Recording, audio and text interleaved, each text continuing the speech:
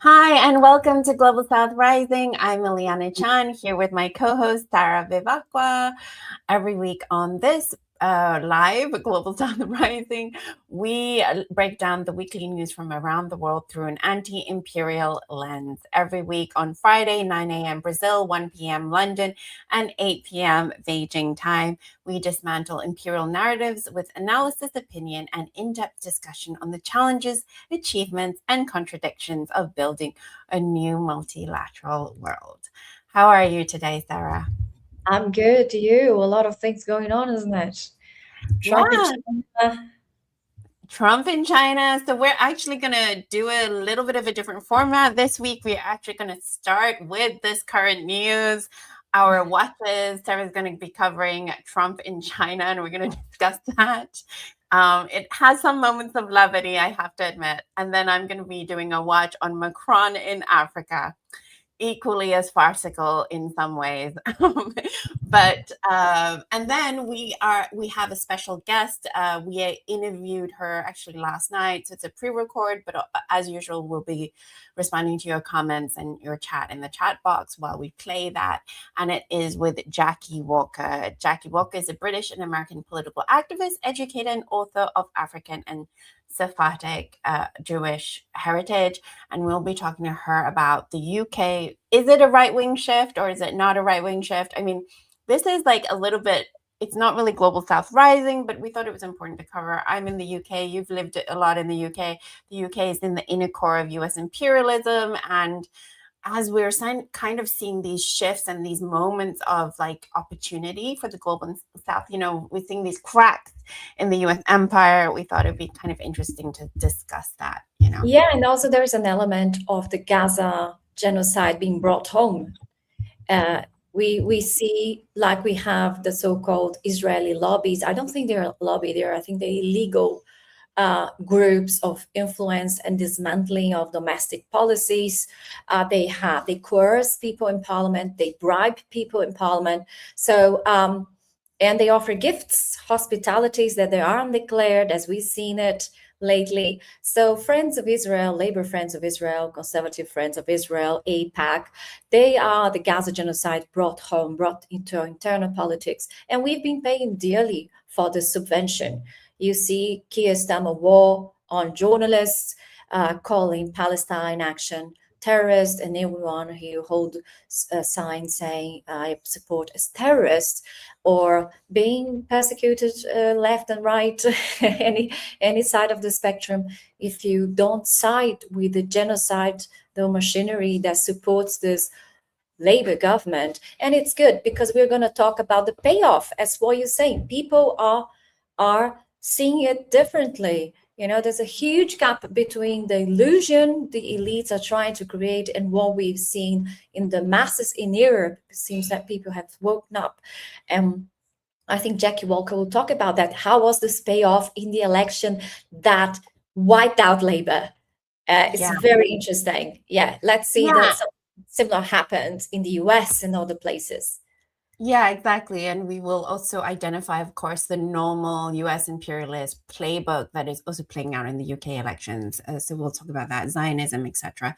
It is interesting because we have different levels of optimism in that conversation. Yeah. So we'll see where our audience falls as well. Like, who do you agree with in terms of how optimistic we should be? Like, overall. Yeah, if you like the show, don't forget to subscribe, to share, invite other people to this discussion.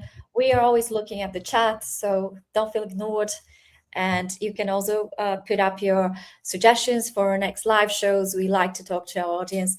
So I want to start here, Ileana, with an image. Wow, look at this. Look at this. Okay. What is this image? Oh, no. Is it not working? Should I put it up? Put it up. You're not. Okay, sorry. I can't see it. Oh, okay. Can we see it now? Yes. All right. I wonder if we're going to get demonetized if we play this Fox News thing, though. No, that's okay. There's nothing that's... Look at that. This is Donald Trump arriving in China with encourage bankers, billionaires, Silicon Valley executives. Yeah, I think, can we see any of the familiar faces in there? I know I've been seeing like clips of Elon Musk going around China as Yeah, like a tourist, as if he's yeah. a tourist. So we have here, they came actually to demand Chinese, in the words, I think it was in the words of the Washington Post, I guess, Washington Post or New York Times, saying that Trump came to China to demand Chinese market opening for Washington, So this is the announced strategy, but I think we should get into the real strategy. Look at this one. Look at this arrive. Look at the White House, the MAGA machinery trying to paint this as, oh, Trump is absolutely it's a MAGA spin, isn't it? The triumphal disembarkment of Trump in China, and it's typical, isn't it, MAGA? Look at that. Look at that. Let's see if you guys can see this time around. I thought this is the White House MAGA spin on Trump's visit to China.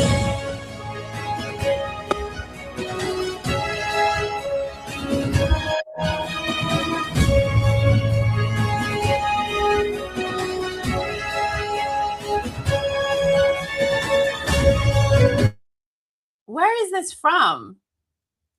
Is this what channel is this from, Sarah?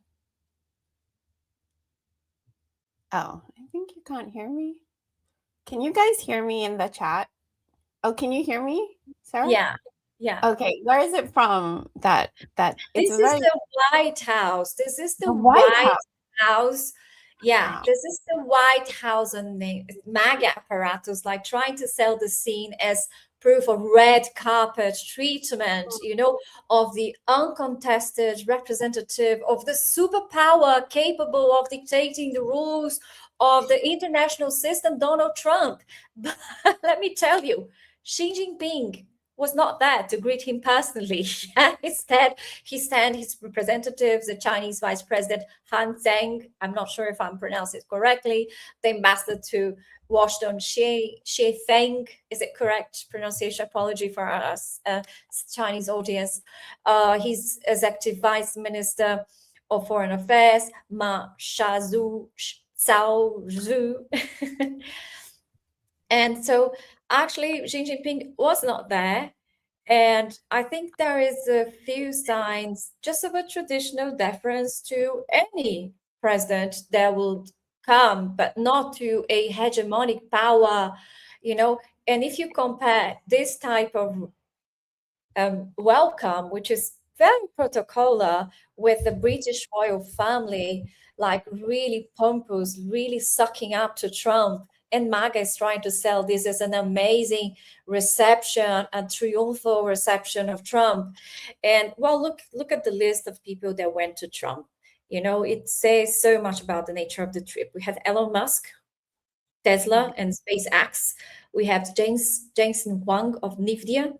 We have Tim Cook of Apple, Larry Flint of BlackRock, Steven Schwarzman of Blackstone, and then we have executives from Boeing, Cargill, Citigroup, General Electric, Goldman Sachs, Macron, like as expedition of American monopoly capital, escorted by the state and seeking to impose new concessions on Chinese territory. In the most apparent reading of the facts, but we know it's a bit different, isn't it, Ileana? Yeah, I mean, I think this is very important because it's like, this is how Trump is. He's just like so obvious, right? Like, this is essentially what US imperialism is. These countries, the corporate state, the corporate class owning the state, the governance, of a country. That's what US imperialism is and US empire is. And so it's like very transparent what they're coming to do. But I think like you've got a point. I mean, I would say this thing about China is like, they're not going to show their hand, right? Like they do. I think they're very serious about wanting some stability and peace in the world. They are serious about it. And they also understand the level of ego that they're dealing with. To not put out a red carpet is a slap in the face. But there's also something to be said about when you are a rising power, that's at least how China is aware of their position in the world. You don't need to be petty. You can be magnanimous, to Right. express Yes. this. Yeah, especially for the US, where the problem that the US really has is their inability to grapple with the fact that they're not supposed to be number one. There's no tangible reality to their number one. It's been a coercive positioning for decades now, and now we're sort of seeing a multipolar world that needs to emerge because it's a more natural state of things, and they're just really struggling with that concept. But so they have to have this very weird, the propaganda is oh, we're great, it's Trump is back, right? That's kind of almost what they're trying to say, but at the same time they're going there. Are they struggling with a concept or with reality? With reality. With reality. They're struggling with reality, but how do they let go of this hubris the arrogance that they've had in order to understand their place in a multipolar world? Their entire identity for the past 100 years or so has been number one, we're the best, based on nothing, based on no, reality, tangible. Yeah, reality. let me give you proof of that. Yeah, Trump. The White House MAGA propaganda, Trump arriving to conquer China, to open up China market, to save America. But what people don't tell you, or at least tell you without linking the facts, is that Trump prepared very well for this meeting with Xi Jinping by using sanctions. Yes, sanctions of coercion to weaken Beijing in the face of the American demand. So he comes with a demand, but he put sanctions before. So days before this visit, Trump sanctioned 5 Chinese refineries for purchasing Iranian petroleum and adding them to SDN list, which bars them from accessing the US financial system. But guess what? It did not work out this time because China responded in an unprecedented manner. It activated for the first time its 2021 blocking rules. What China did is ordering all Chinese companies and banks to ignore American sanctions. And any entity that would obey Washington can now be sued for damages in Chinese courts. So we see here the US backfiring massively because we know Trump will put tariffs in the whole world to create a coercion to sit on them in a negotiation table, which is also a coercion table, and then to demand and ransack countries. It did not work out with China, and this is unprecedented.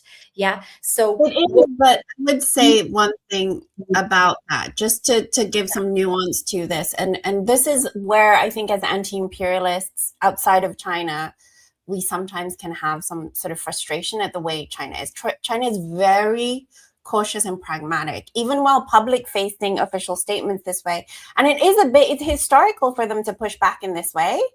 Outwardly, official statements. There are reports that China has quietly told the banks to stop new loans to these refiners because they don't want the secondary sanctions that the US will impose.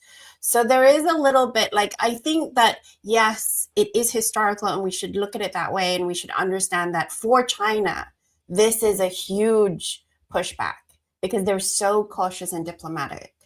But they're also responding to, pragmatically through the banks in a slightly different way. So you know what I mean? There is that element there. They're not willing to. The application of American extraterritorial jurisdiction has a very, very long and consistent history in American imperialism.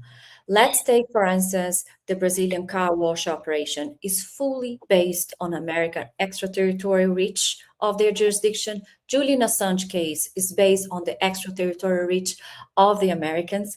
And the Americans began pretty early on, began after the Second World War to apply that. Anything, they have legislation, put legislation in place, Ileana, where if you have a transaction involve a penny, well, a cent of dollar, they think they already can hold jurisdiction on you. And this is one of the most important and defining instruments of American imperialism. And people underestimate it massively. That's how they broke the political system in Brazil. That's how they broke the political system in Pakistan.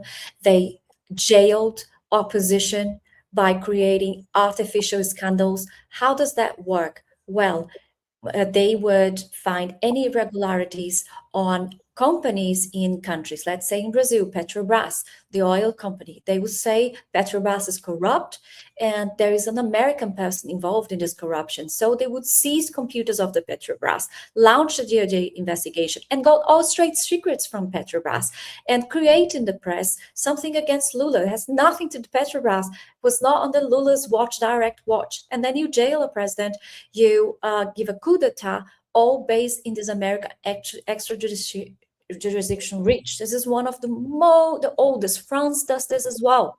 UK does this as well through the Serious Fraud Office. Yeah, overreaching their jurisdiction. And China went for the core of it, for the jugular. You know, they are signalizing here that you, America, don't have extraterritorial jurisdiction nor unilateral ability to pull it through. You know, it's a good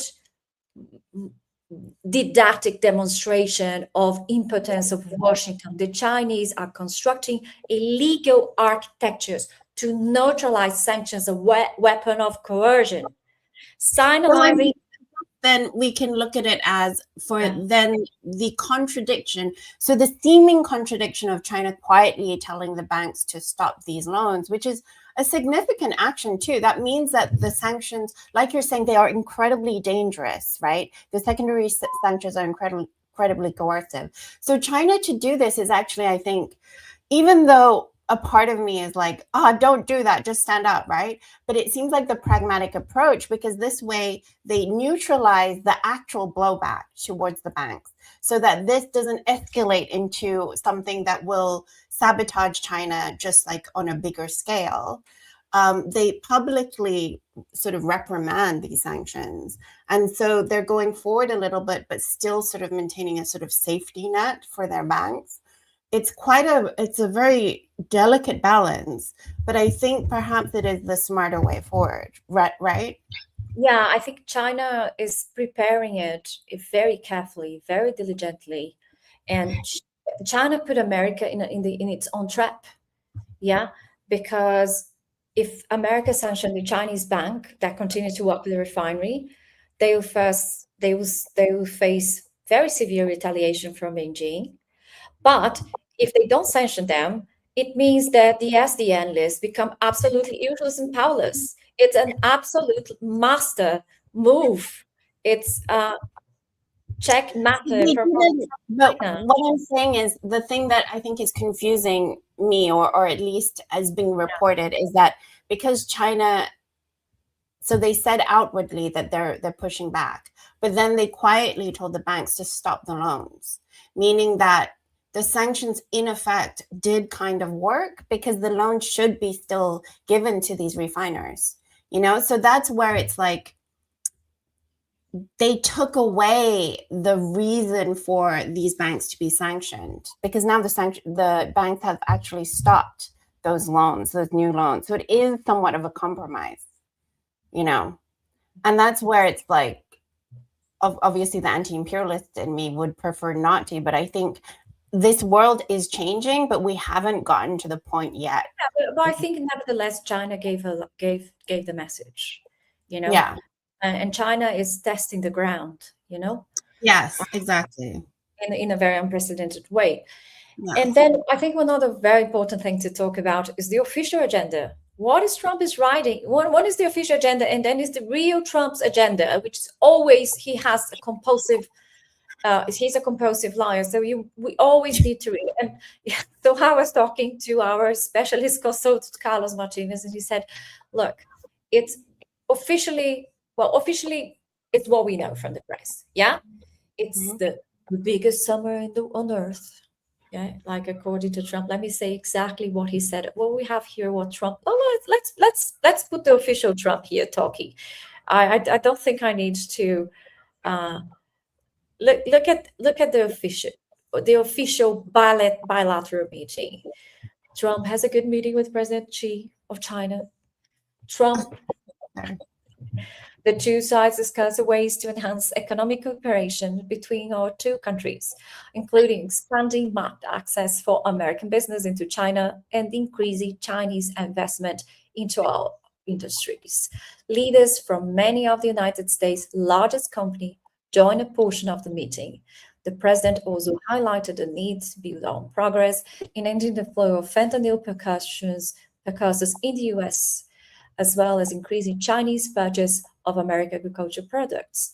The two sides agree that the Strait of Hormuz must remain open to support the free flow of energy.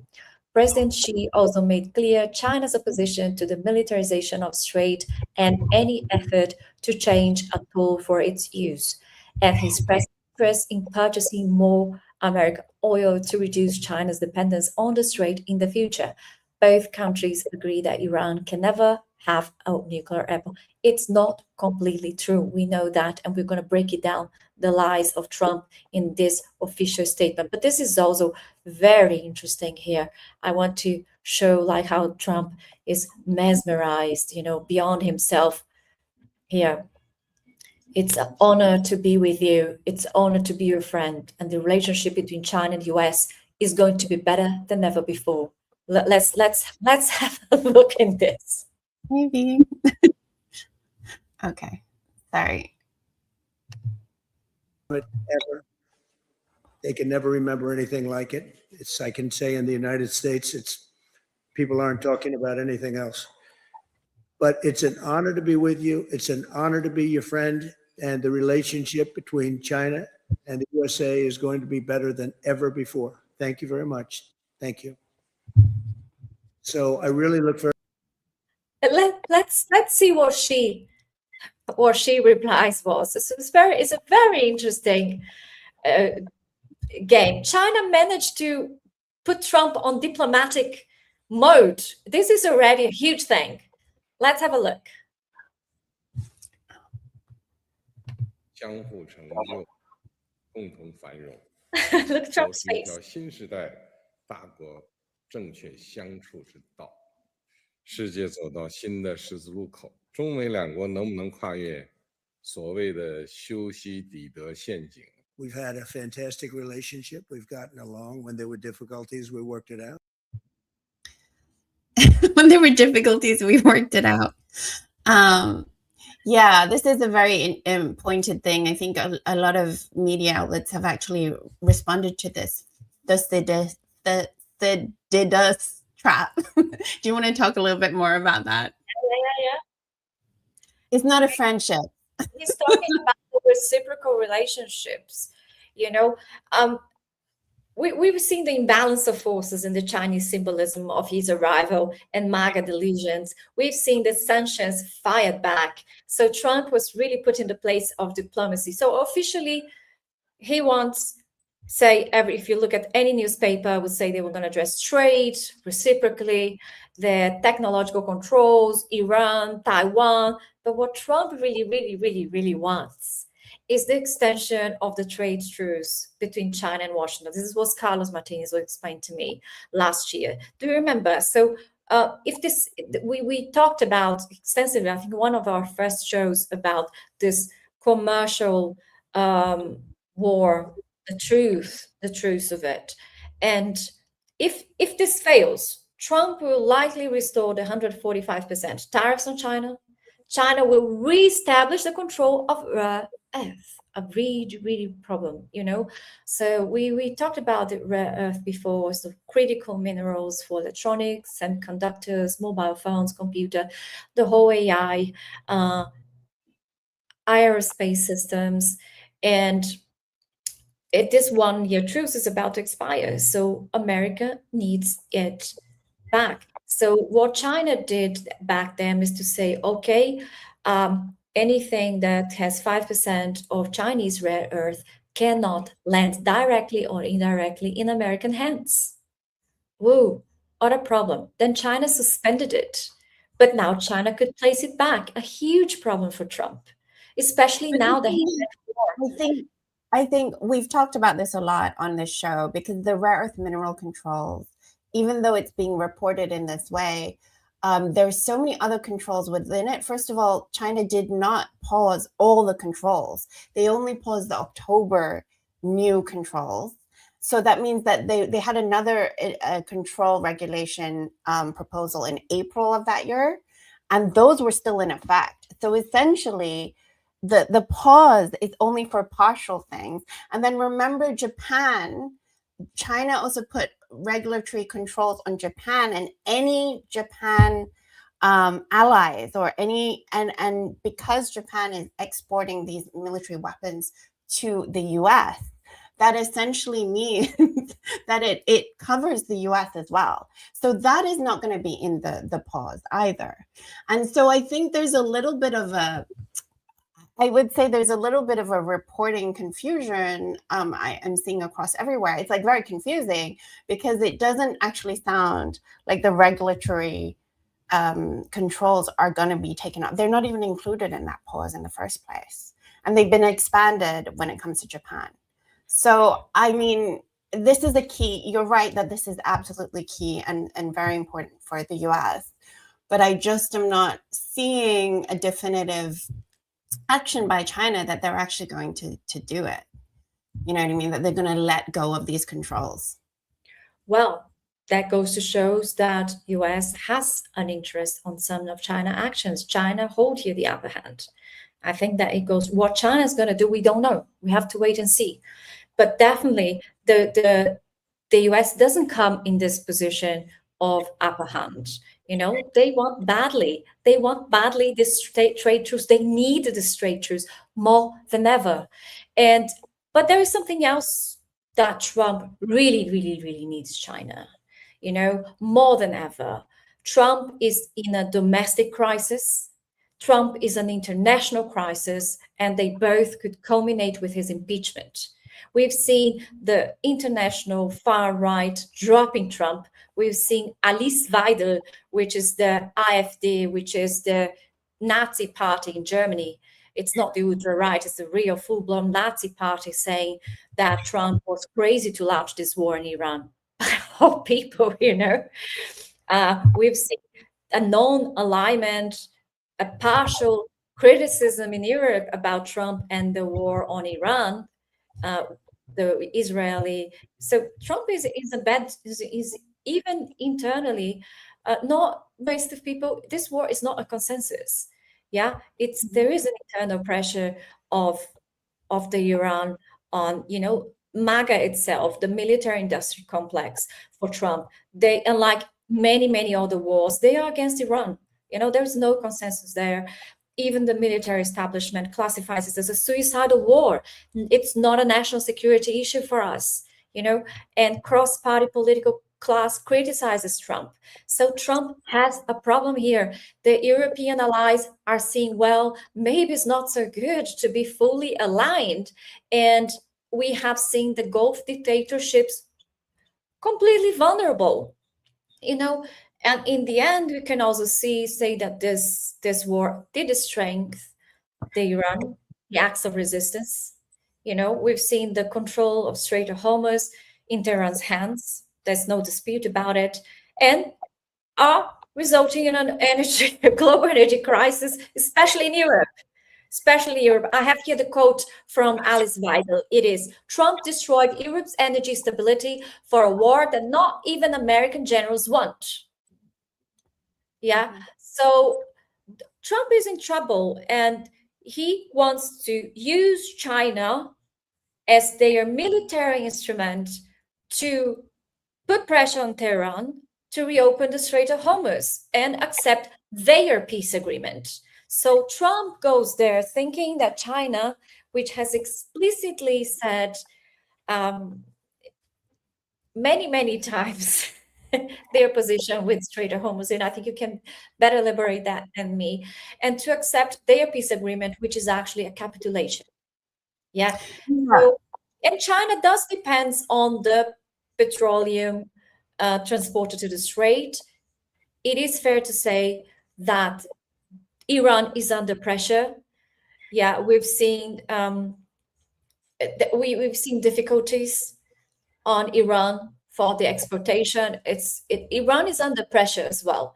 So I think, but we've seen let me just finish. We've seen like last week, yeah, the Iranian foreign minister, Abbas Araqagi, he met with Chinese counterparties, which is one in Beijing, yeah, days before the summit. And they were, what is their joining communication?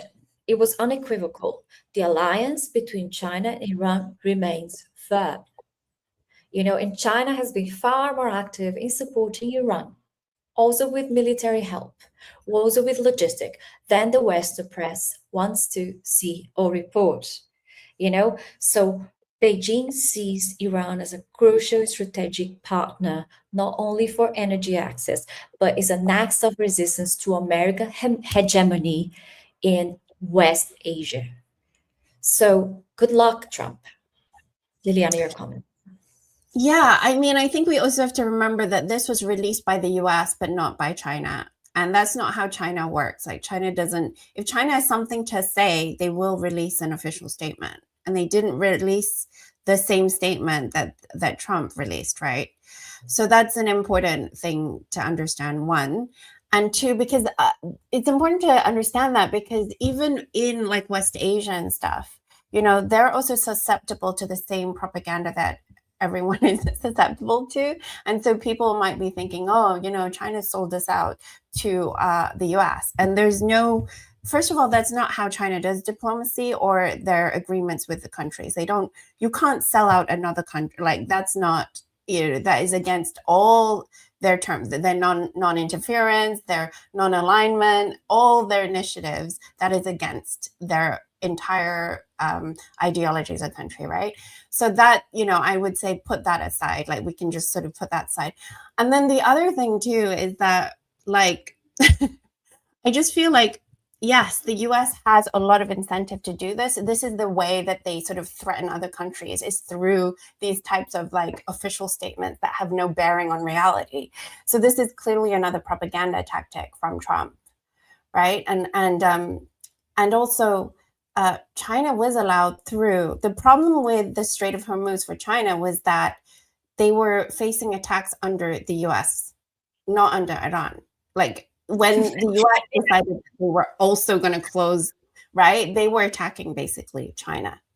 So, they had free passage with Iran. So, yeah, it's a kind of just a complete. Yeah, it's probably going to say we're going to stop attacking you if you help us with other stuffs. It's a typical Trump and American.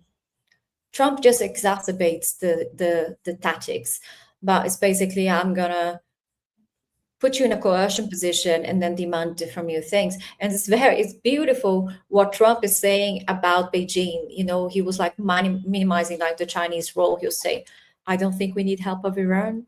We will win one way or the other, peacefully or otherwise. It's just empty bravado. We know they have no military exit, viable one. They haven't managed to block the Strait of Hormuz. Put your boots on the ground and you'll be decimated. Yeah. Yeah, they're probably going to try to do another divide and conquer, how he said famously that he's going to disunite Russia and China. Now he's attempting to disunite Iran and China. But obviously that meeting that you mentioned before was strategically placed before Trump's arrival, like with Iran. They, China obviously put that there. Well, how is Washington coming into this table? Yeah, with a defeated army, alienated European economy, Arabs align, recalculating their alliances and completely being targeted for being allied to the US, the exact opposite of what this was supposed to do. The Strait of Hormuz under Iranian control and their sanctions towards China blew back. I think it's the first time I'm seeing sanctions blowing back against the US. I think this is the most interesting part of it. So, and China arrived with massive strategic reserves, a very solid alliance with Iran, and unprecedented social economical development. And I think for Trump is a very didactic and humiliating lesson of the American limits, and the inability of placing themselves in a form that's not unilateral. But Ileana, I want to touch upon another things of Trump agenda in China, which you have reported extensively on that, which is the Taiwan or the color revolution dream, the sweet dreams or the wet dreams. And I found a quote from Mao Zedong in a meeting with a PLO delegation in 1965, and he said, they created Israel for you and Taiwan for us. Their objective is the same. And you have been very breaking this in a very consistent manner, and I want your take on that. What's going to come out with Taiwan, especially when we have Takaichi trying to rearm Japan, and we know, how do you think Taiwan will be here? I mean, I think also we have to just acknowledge that even though it's being reported this way, this has been on the agenda every single time. Like every single time China, Chinese official meets with a U.S. official, you know what I mean? We're always talking about Taiwan. In Western media, they're talking about Taiwan because they're trying to portray Taiwan as the democratic, independent country that is being bullied by China. But the reality is it's a civil war sort of stalemate that happened, from 1949. Both Taiwan and China think they are the same countries. They just have a different governance system. And really, without US intervention or this type of attempted intervention, they would really be fine as the status quo. Over 90% prefer the status quo, and eventually will have peaceful reunification. I mean, that has always been the idea. Like the reason why it's eventually peaceful reunification is that China was very aware of its impoverished state. Like in 1949, it was extremely poor, and Taiwan, having been colonized by Japan for 50 years, also did sort of benefit from some of the, I suppose, what would you call it? The colonial spoils or whatever. And so at that time, Taiwan was seen as more developed than China. Now China has completely taken over Taiwan. So we're looking at why the peaceful reunification in the future was that Taiwan would naturally want to be more officially part of China because it is part of China. You know what I mean? That's the idea behind it. US coming in and escalating things and creating all this conflict is not to the benefit of anyone in that region. And I think the average person is aware of that. But the average person is not going to be elevated via Western media to talk about the fact that they're actually Chinese and they're fine with it. They know they're Chinese, ethnically, culturally, etc. It's over 90% Han Chinese there anyway. Well, that's what international law says. Even the US has recognized it. So yes, it's a no-brainer, isn't it? It's a no-brainer. It's a non-issue. It's just it shouldn't be. Yeah. And I think its potency is just being lost right now because most of us are aware that the US is not a beacon of freedom. It is not a beacon of democracy. And so it's not going to defend anyone else's democracy. It doesn't even have democracy itself. So I think that potency is somewhat, it is no longer, but Western media is always slow. Western media is there specifically as tools of empire. And they are going to keep beating the same message over and over again. But I think that the reality is it's a non-issue. I don't think they can use Taiwan the way that they used Ukraine, for example. I find that's interesting. Yeah. Is it the new Ukraine? You don't think so? Of course. Why is not the new Ukraine actually? Well, first of all, they have about 23 million people. But like I said, they very much are Chinese culturally. It's like fighting your own people. Like, who is good? Like, for me, for example, I have relatives in Taiwan, in China, in Hong Kong. Like, are we going to just fight each other now? Like, what? It's so farcical to even think that. And I suppose Ukraine had similar populations of Russians in the Donbass or whatever. But I think in terms of just the other thing is just the absolute awareness of China's rise. Like, people, Yeah, I you would know, say that. Do you want to be friends with China or do you want to be friends with US? What brings you more? exactly. And if you're Chinese yourself, are you going to go and pledge your life to a country that's not even in the region? It's like thousands of miles away, and they're not going to help you with anything. Like, why would you do? It's like completely irrational on all counts. So the only thing that the only reason that they're giving is like, oh, we want freedom. Freedom from what exactly? Freedom to do what? To have a good life? Then you should be partnering with China. If you want to have a good, decent life, then you need to partner with China. It's like, it's too common sense. So I just don't think it's going to work. I don't think so. I mean, let's also talk about the incredible Russophobical, fundamentally Russophobical European population. Everyone is against China. Within the left, they're against Russia. Within the left, they're against Russia. You know, Russia is an imperial power in their mind. You know, Putin is a dictator, and this is a consensus in Europe. It's very rarely that you have a nuanced view on Russia. They don't even recognize that the Russians defeated Nazism. Poland would not exist if it wasn't for Russia. And probably Europe wouldn't exist either as a democratic place if it wasn't for the Russian people, the bravery of the Russian people who defeated the Nazis. You know, so the Russophobia that exists in Europe has always scandalized me beyond imagination. You go to NGOs, left-wing NGOs, you know, with those jargons and everything, and they always be against war, against Russia. It's, you know, they don't understand how this fit in the European xenophobic mind towards Russia.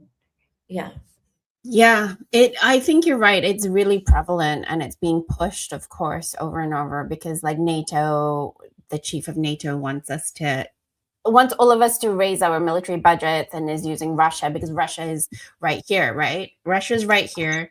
So it's easier to make Russia scary, and therefore the justification for raising our military budgets. But yes, there is also a long history of Russophobia, and I mean, really a Cold War rhetoric that has been turned into this, like, you know, ethnic and racist xenophobia. So we're seeing that, but again, it's like, I do agree with you, however, that it's quite potent with the individual. Comments whenever I do anything with Russia, people will always point out that Russia is imperial when they don't understand the imperialist structure. Russia is not imperial in this day and age because of the imperialist structure. Russia's outside of it. It's like fighting against that imperialist structure, which is a global north, exactly. Right? And Russia is on the defensive side. Yes. You know, after the Bush administration dismantled every single 100% of the Cold War, post-Cold War, of the post-Cold War agreements. It tells you what the intentions are towards Russia. I think Russia took too long. To be honest, I think Russia was very patient. Maybe it was a strategy to be patient. What is this? Somebody, Amazon. Don't buy don't buy them. Don't buy them. I'll just be ignoring that. Okay, so yeah.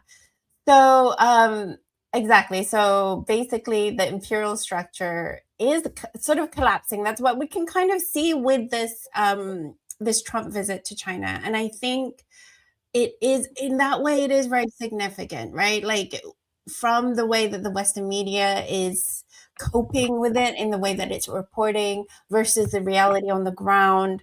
And going back to Xi's speech about the Sidus Thucydides trap, which I'm sorry, I totally did not say that right. I apologize. But essentially, it is a warning to the US, as in to say, like, don't be threatened by our rise. It will do you no good. It is happening. But actually, in that specific, I guess, is it a myth, or that the philosopher, in that specific scenario, the rising power and the power, the rising power and the power was up there that tried to like go after the rising power. They both destroyed each other, allowing a third power to come up. And that I don't think is going to happen this time around. And I don't think that's not probably what C is trying to say, but C is just trying to say, don't sabotage yourself because you're trying to subdue us. And that's just like based on the factual matter that the US has been doing this for decades now, pretty much since Obama's pivot to Asia, or pivot to China, really. China's Xi declaration was very explicit. He was saying, can China and the US overcome the two-sided trap and create a new paradigm in major country relations? This is his express words. And the two-sided trap is a political theory that when a rising power will come up and displace a ruling power like the US, and will create conflict, war, and so she is inviting him to see the world a bit different. I don't think he will succeed, but the message is there for those who will understand. Yeah, the message is there, and it's just describing reality. It's not even even remotely aggressive in any way. It's like a very kind way to describe reality. It's not aggressive at all. Yeah. So I guess we can move on now, unless anybody has anything else to say. No comments on this. We can move on to another colonial power that is also grappling with its fall and unable to cope as well. And it's Macron in Africa. So I'm entitling my watch, Macron in Africa, Soft Power Reset, Neocolonialism 2.0. A very non-catchy title, but essentially from May 9th to 13th, French President Emmanuel Macron undertook a 5-day, 3-nation tour of Africa. Now, the key reason for Macron's 5-day Africa tour was to reset France's influence on the continent by pivoting away from its declining military and political power in former Francophone colonies. Remembering that the alliance of the Sahel states, Mali, Niger, and Burkina Faso got rid of French troops. So the idea is to go in this Africa trip to forge new economic partnerships focused on co-investment and infrastructure in Anglophone East Africa, particularly Kenya, where they held an Africa Forward Summit. So this Africa Forward Summit was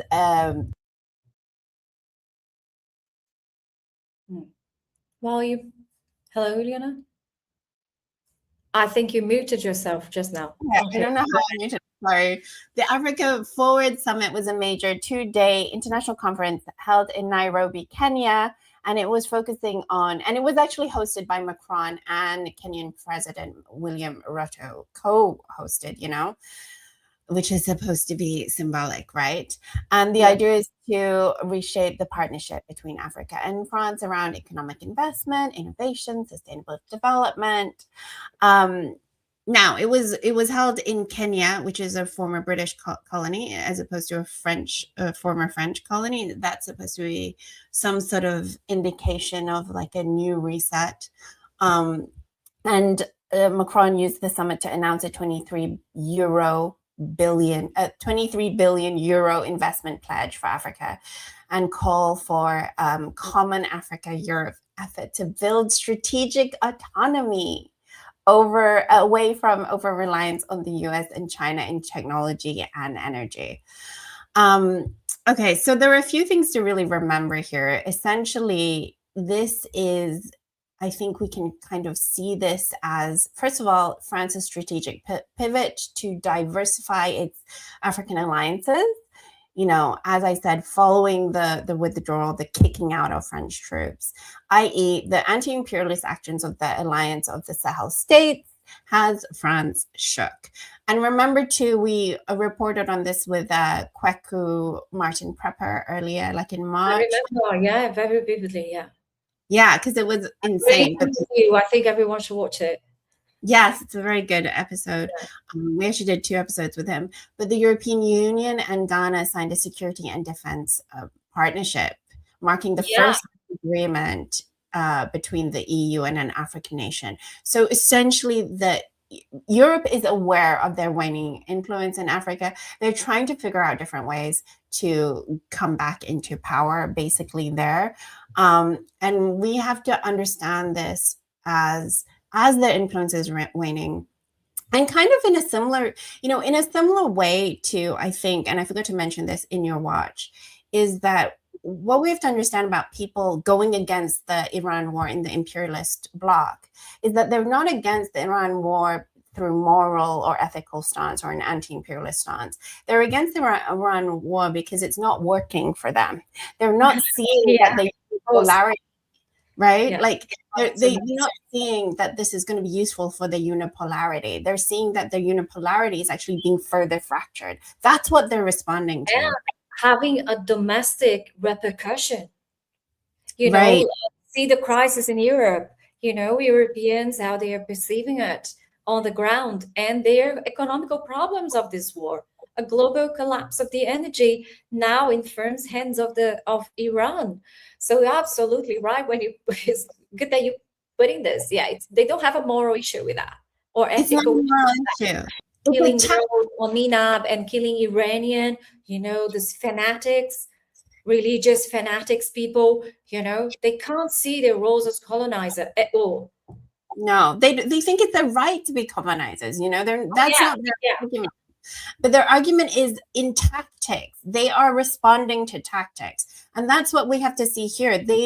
Here right now with Macron's visit to Africa, this is about tactics. This is why I'm saying neo-colonial reset part 2, because if we think of what neo-colonialism means, right? Kwame Nkrumah, the first president of Ghana, and he is a leading Pan-Africanist and was a leading Pan-Africanist. And this is going to be important later on when we hear one of Macron's quotes from this trip. But he defined neocolonialism as colonial exploitation through invisible means, such as economic control, foreign aid that creates dependency, monetary manipulation through banking systems, and things like IMF, World Bank, etc., and the presence of military bases and advisors. And so now that we understand these things, we understand the structure, they're no longer invisible, right? So this is where you see a recalibration of tactics. France is trying again to come back in a neo-colonial framework, but one that is more invisible, because we've already seen the ones that have been exposed. So now they're going to be trying it in a different way. And so they're doubling down on things like the propaganda. There's things like, for example, it's not it. And actually, I'm going to go into specifics that Macron has said, but it's this idea of like, we're not the bad, colonialists. China. No. China. It's always somebody else. So that's what it's essentially doing here. So it is a soft power propaganda African trip. All right, that's how we can. And let's remember that the French people elected him not once, twice. So the French people must have some ideological alliance with Macron. It cannot be only that he's supported by elites. In the end of the day, they are going to the ballot, right? They are heavily propagandized, but I think French people are extremely xenophobic. They're not happy to see African people migrating to Paris and selling things on the street, or, there's just the dirty Black people or the dirty Muslims, infesting our country and removing our Frenchness. Yeah. So I have to say there's a complex of the French people with colonialism, which is run very, very, very deep in a very racist form. I'm so tired of hearing French people excusing in a very open manner why they have to get rid of Africans and Arabs. They always have a little bit of excuse. No, I think it's great, but there's always this comma and this but, why they need to justify. Okay, Apologies for interrupting you there. No, but I really agree with you. And I think it's a very important point that we have to understand that colonial mentality is propaganda. It works on the population of the countries too. But of course, we're going to say like, not the people, just the leadership. No, the thing is, this is how propaganda works. They have to indoctrinate their local population, and the local population becomes complicit and sometimes active participants in the subjugation of global South countries, and also the people. So hence the racism, the anti-immigration, etc. Same thing happening here in the UK, which we'll be discussing with Jacqueline Walker later. But I just wanted to show this spearhead. David Hyun-Yaden was on my show, Global Majority for Peace. It's a really brilliant interview here.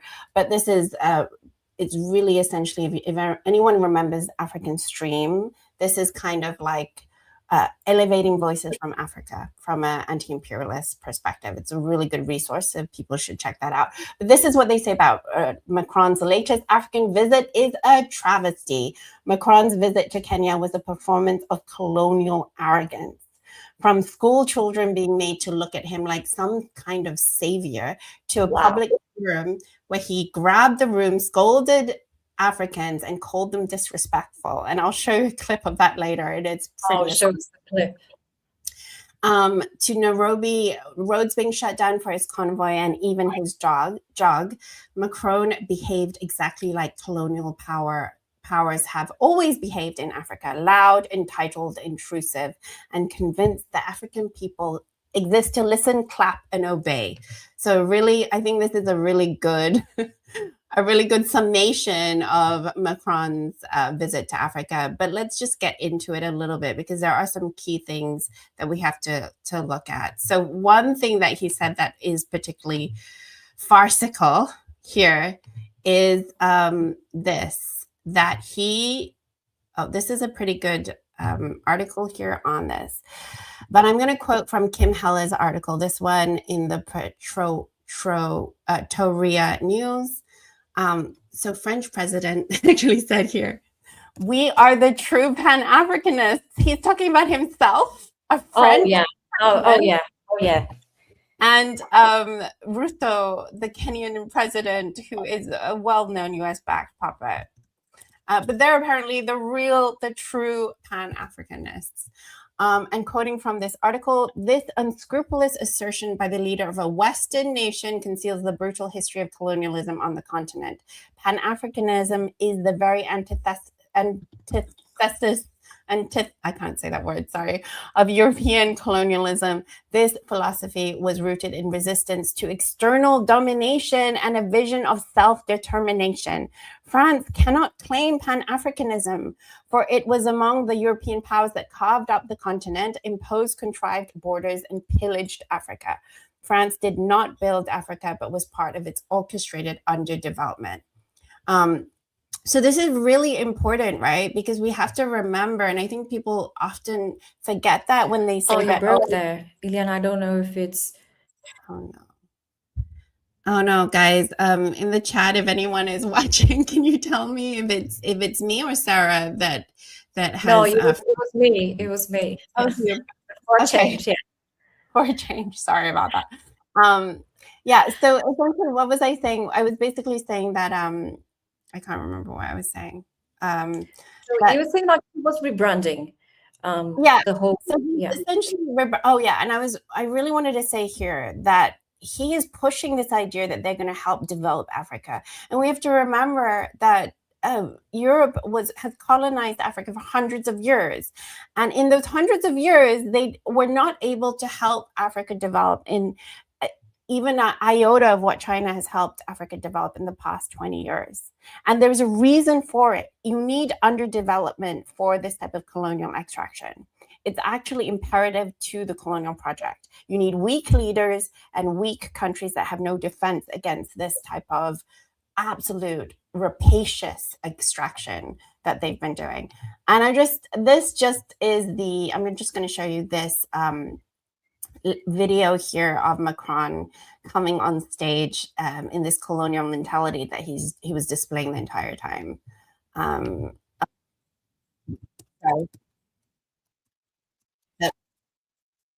Can you hear that? Sorry, I've like No, screwed not up. really. I screwed that up. I just like removed it instead of sharing. But let me just show you. Okay, here you go.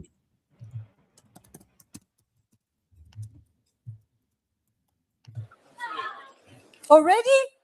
You're not waiting your turn. We make order. Excuse me, everybody. Hey. I'm sorry, guys, but it's impossible to speak about culture, to have people like that super inspired coming here, making a speech with such a noise.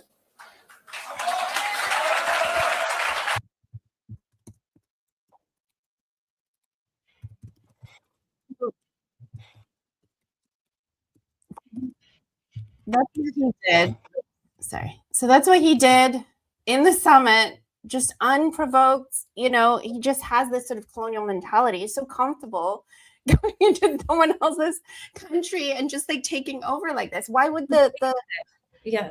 you know what I mean? Why would the French president do that? That's not necessary. You can have some handlers even doing it like in a diplomatic, quiet way. It's just very, very arrogant. But this is what they're talking about, this colonial mentality on display.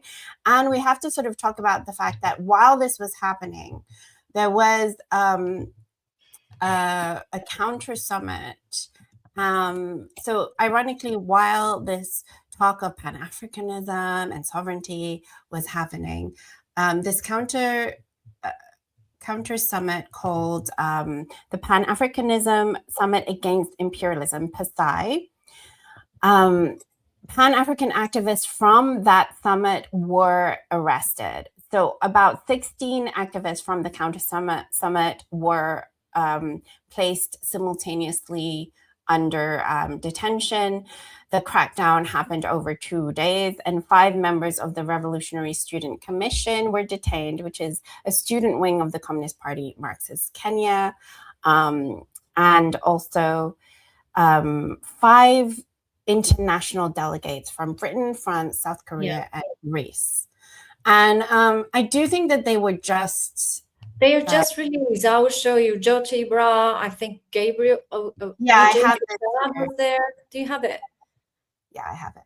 So essentially, they have just been released unconditionally. But yes, so there are some familiar faces for us. Joti Bar, for example, was there, and it'll be interesting to see their press conference, which I think they're going to be holding today. Yeah, but essentially, we can invite Joti next time to the show. That would be amazing. Yes, we'll try to reach out to Joti. But yeah, they were detained for over 72 hours without any explanation or anything like that. So it just shows you the absolute hypocrisy of the scenario. And then finally, I'm just going to just respond to this one last bit, which is essentially Macron again talking about how China is the true predatory actor here, which is absolutely farcical. So let's just go over it really quickly. So Macron had an interview with Jeune Afrique published on May 10th. And here he said, "Today's Europeans are not the predators of this century. We know how to innovate.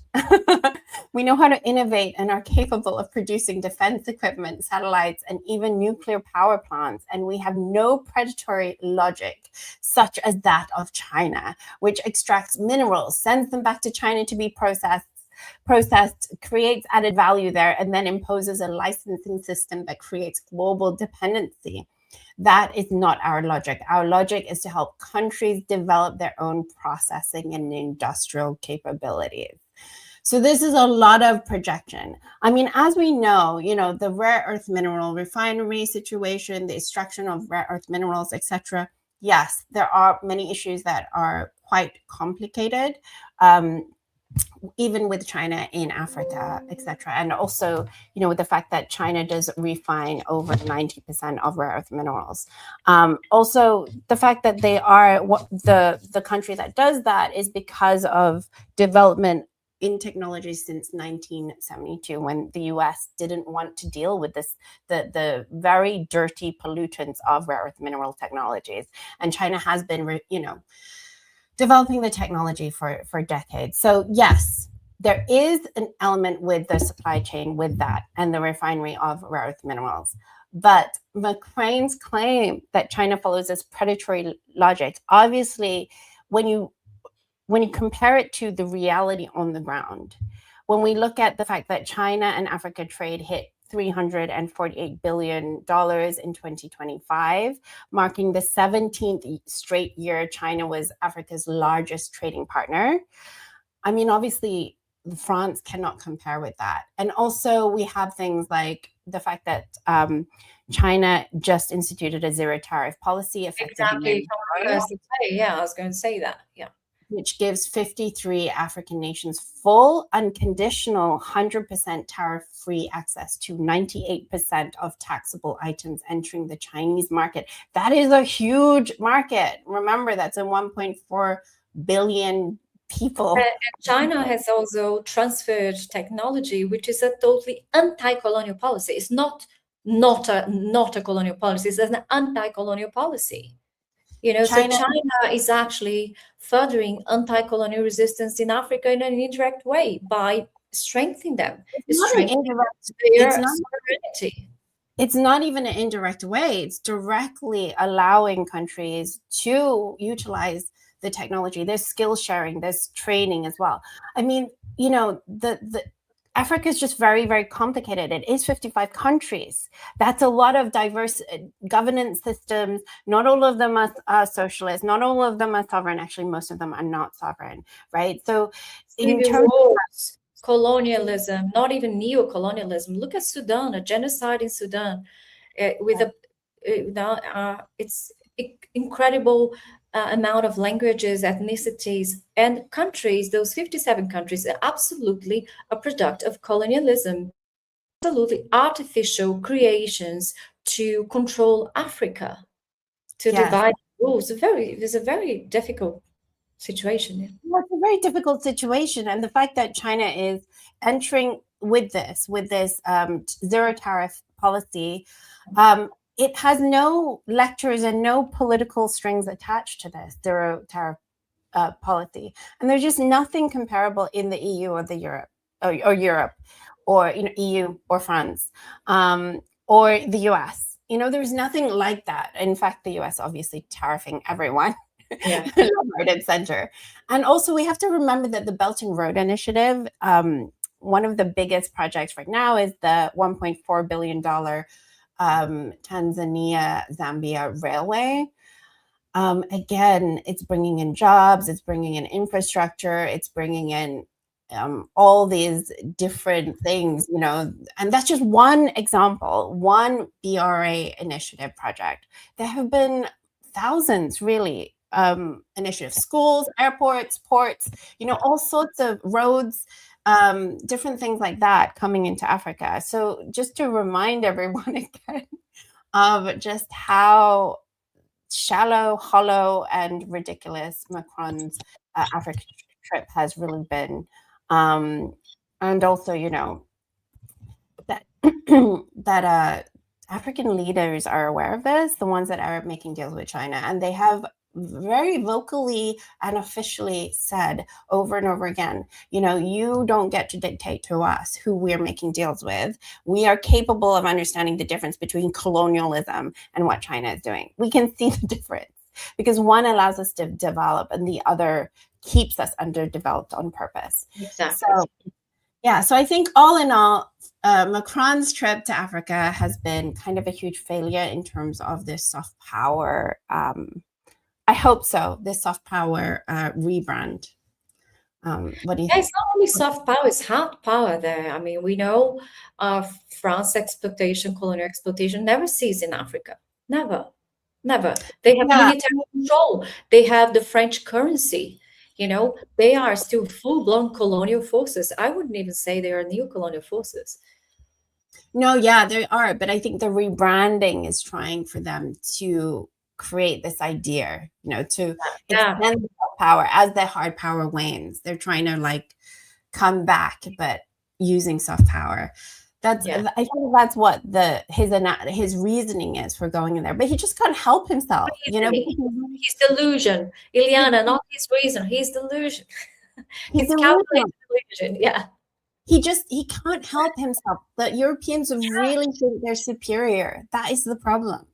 Like, they genuinely go into Africa thinking they are superior and that they will bow down to them. So I think it didn't work, and I'm hopeful. I'm hopeful that it didn't work, but we'll see what comes out of it. Of course, there will be some very neoliberal initiatives that probably have come out of this summit in these places that are already neoliberal, already Western backed puppet states, essentially.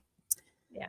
But anyway, we've had a pretty long 2 watches here, covering quite a lot, and then I know you have to leave because you have an extremely busy day, but so maybe you can say goodbye to everyone now, and then I will start playing the Jackie Walker interview that we did yesterday. Yeah, it was a great interview. Stay there, and we will see each other next Friday, Ileana. Yes, absolutely. Thank you, Sara. Bye. Okay, guys, I'm going to start playing the Jackie Walker interview, and I will be in the chat. So if you guys have any questions or comments, I'll be responding in the chat. So thank you, guys. Special guest with us today on Global Rising, Jacqueline Walker. Jackie Walker. Welcome, Jackie. Jackie is a British and American political activist, educator, and author of African and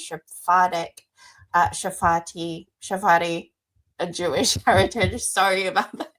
I can't read. She has worked as a teacher and anti-racism trainer and served as vice chair of Thanet, Constituency, Labour Party, and vice chair of Momentum before being suspended and ultimately expelled from the Labour Party over contested allegations of anti-Semitism. She's the author of Pilgrim State, which I actually have here behind me, a family memoir exploring race, mental health, and resilience, and The Lynching, a political memoir and one-woman show confronting racism, censorship, and the weaponization of anti-Semitism on the British left. I mean, I think that is very, very relevant today, and I wish I could see a one-woman show again. But I missed it, unfortunately, the first time around. But yeah, so we're here to welcome Jackie, first of all. Hi. So we're here because we just had, I think, the local elections in the UK, and I think the results were almost entirely predictable, but we kind of want to talk about what this kind of means for the direction of the UK and how this links up to the wider US imperialist structure and, an organization. But to give some sort of context for our audience who might not be as familiar with the UK, 2.5 years since October 7th, we have really seen a surge of pro-Palestinian protests, anti-Zionist resistance, and in general, a rise in awareness of the UK's participation in the genocide in general. So through that lens, though, help us unpack the UK's most recent election results, because yes, there has been a shift away from Labour and Conservative duopoly. Labour suffered its worst local result on record with losing 1,229 seats. But Conservatives also lost. They lost 433 seats. Greens won 587 seats. But Reform UK has emerged as the biggest winner with 1,454 seats. In your opinion, does this indicate some sort of disconnect between like what we were saying? Because like literally I've been in London this entire time since, October 7th. And there are protests every single week. There are anti-racist protests, anti-fascist protests, anti-Zionist protests.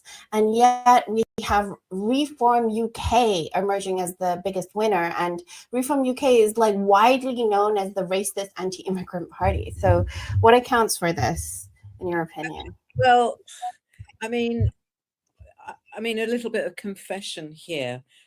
I have been smiling all over my face about Labour and the Tories being smashed, because it was part of something that I have been predicting, I think maybe for 2 or 3 years now. And it's something I have wanted to see, because basically what we have in the UK is very similar to what they have in America, which has been a sort of two-party dictatorship, where there's huge amounts of consensus around certain issues. And certainly one of those issues is Israel-Palestine. I'm just taking that as a one for example. But if you see at the lackey way in which both the Tories and the Labour Party agree with Donald Trump, even when he goes out of his way to totally humiliate Britain and its leaders, you'll understand that, you know, what I see is actually the UK being pretty much of a puppet state and part of the American empire, and therefore part of the kind of Trump orbit. They are not going to do, I mean, actually, it's not just that they won't do anything to undermine Trump. They will do what they can to support what he's doing on the one hand, while claiming to have the higher ground than he does.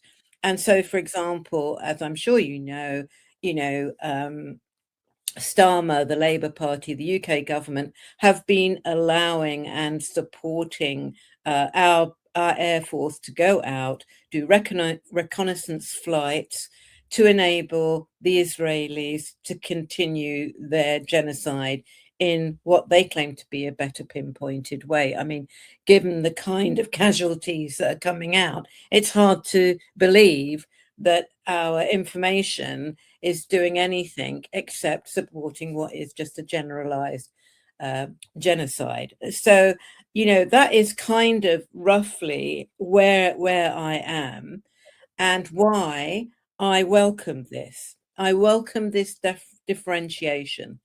And that's what it is, because what you have had is a sense in which people on the left, like me, if they were going to vote, and I always vote, would vote Labour in an attempt to keep out the Tories.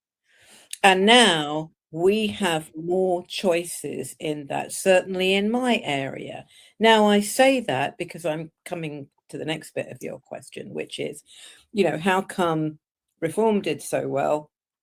And what's going on here? And what's happening within that differentiation is a split between what used to be roughly called urban and rural communities, except the rural doesn't anymore really mean rural. It's not rolling countrysides. It's outside of the major metropolitan districts. So if you look in the major cities like London and Liverpool and Manchester, etc., you will see the overwhelming vote going towards Labour a bit, although with a much dropped majority, but certainly in an extraordinary degree, the Green Party this time. So that in this area where I live, which is in a kind of what's called an inner London area, so I'm 10-15 minutes away from London Bridge here. I've lived around this area since 1960, 61. Have my kids here, brought up here. We all live here still. I have never known a council that hasn't been Labour, right? There has been, I think, previously 2 Green councillors, and both of those went over from the Labour Party. In this election, the whole party is now controlled by the Greens, and we now have a Green mayor as well. So it's a wipeout. It's a total wipeout for a very arrogant Labour Party that has taken the vote of people in the inner cities for granted. Now that takes me on to what's happened outside those areas. And those are the smaller towns, very much, which would have been called the Labour heartlands. So these would be places that used to be steel producing, mining communities, semi-industrial areas, but kind of outside of the main metropole. And what's happened to them is that the economics of New Labour and of the Tories, remember I said their interests were pretty shared, has basically starved these communities of resources. And I think Labour Party thought, in fact, Starmer basically said it. There's nowhere else for you to go. If you want to go, he literally said, there's the door. This is what he said to the left. There's the door. Go out if you don't like what we're doing. And that is what, of course, the left did. But unfortunately, but for reasons I'm happy to explain, what those fishing communities, those ex-mining communities, those ex-steel makers, shipbuilders, car makers, etc., have done is that they've gone over to reform. So that's the breakage, why that's happened. Sarah, you're muted. I can see you're wanting to say something. We've seen the Reform UK, which for those who are not in the UK are the far right, racist, openly xenophobic party. It's unbelievable how they went from 0 to 100. And we didn't have the same results for Green. We would rather think that this Labour vote would split between would migrate to Green, but that hasn't happened. So I want to inquire with you, what would be the possible reasons for it? We've seen, of course, the weaponization of anti-Semitism. You suffered it in your own skin. We've seen it against Jared Corbyn, against you, against Zach Polanski, which was the candidate of the Green Party. We have received leaflets with misinformation about the anti-Zionist and anti-Semitic character of those. We also have seen strange things coming from the Green Party. For instance, we had Caroline, what was her? I always forget. Lucas. Apologizing for not being anti-Semitic instead of going full-blown saying, well, this is a propaganda. So how much of it the Greens' limited gains related to Labour anti-Zionist, anti-Semitism campaign? Or how much is this Greens' own inability or maybe immaturity or novelty? How would you analyze that? So I think that's another quite complicated one, because you have a party who, previous to Polanski, was really a middle of the road sort of liberal, both in the small L and in the big L. We have a liberal party here, sense. So and they had bobbed along for years, not making too much waves, saying some very nice positive things about the environment, etc., but not making any inroads at all on the electorate in any shape or form. And then you have Zach Polanski, who, as some of you will know, is also Jewish, who comes in, and he has a rhetoric that is both engaging and challenging. And he has a rhetoric which is very good and very proficient at pushing back against a lot of the claims of the major party. Now, whether that's economically, so for example, the Greens in their present incarnation, one of their major policies is to have a wealth tax. It's very major for them. That's another line of consensus between the two major parties, Labour and Tory. They don't go for a wealth tax. They're both continuing down this downward, drain pipe of reducing taxes and reducing services, which, by the way, I and many others believe is exactly why we have lost those communities that have now gone to reform. I think that tells you a lot about what's happened here. Now, I'm saying that in part with personal experience because I spent some years living in a place called Thanet, which is one of the poorest, whitest places in England. And there was really one of the birthplaces for UKIP. Now, reform didn't just jump out of nowhere. That's not where they came. Reform is just an incarnation, the next reincarnation of UKIP, which is in itself another reincarnation of far-right parties, as far as I'm concerned, like the BNP, the British National Party, who have perhaps much more obvious fascistic roots than either UKIP or Reform, but they all have the same nationalistic, anti-EU, anti-migrant, pro-business rhetoric.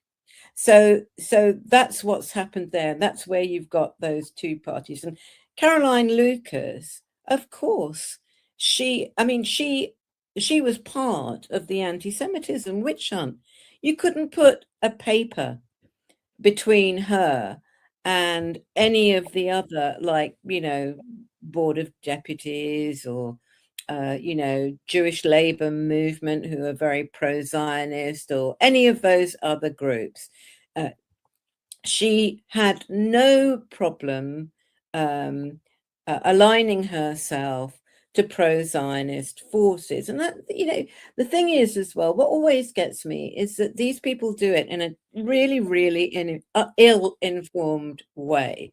But of course, because anti-Zionists are never able to challenge this publicly because they're not platformed.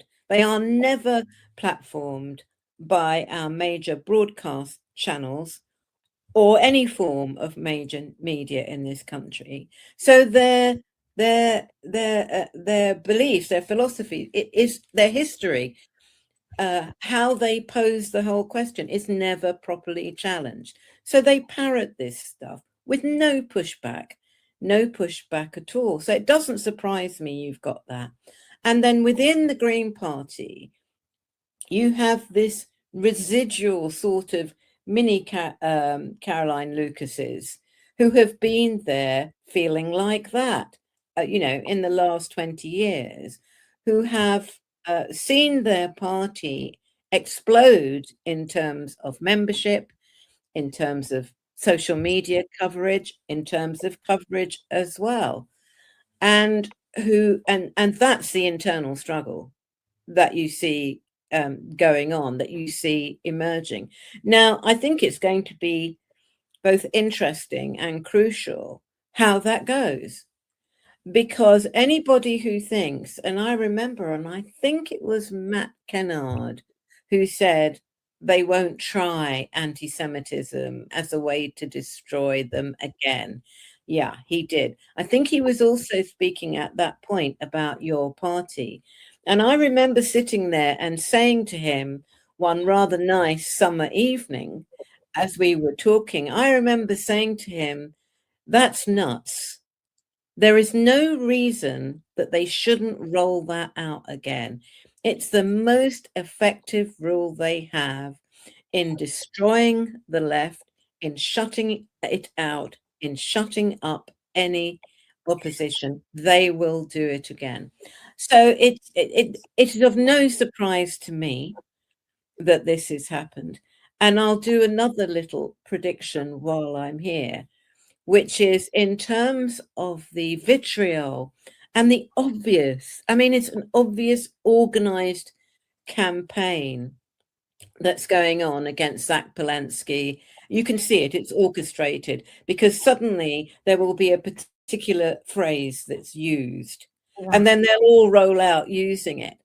And also they're obviously got every single search machine on him so that, you know, I mean, it's kind of a joke on social media. It says, you know, I don't like Zach Polanski because I once asked him to pass me a cup of coffee and he didn't, you know.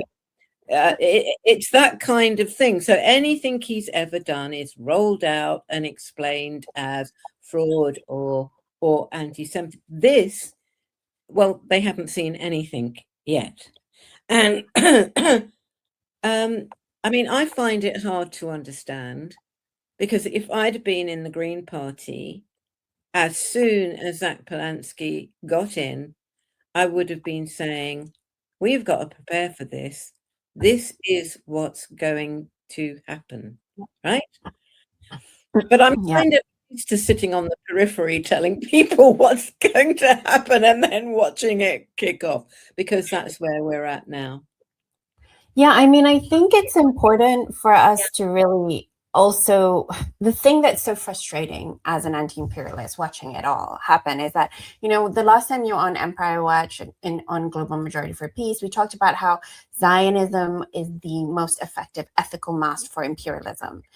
And we can see on the world stage that that is now, the mask is slipping. People are seeing through the ethical, which was always a hoax, by the way, just to be absolutely clear.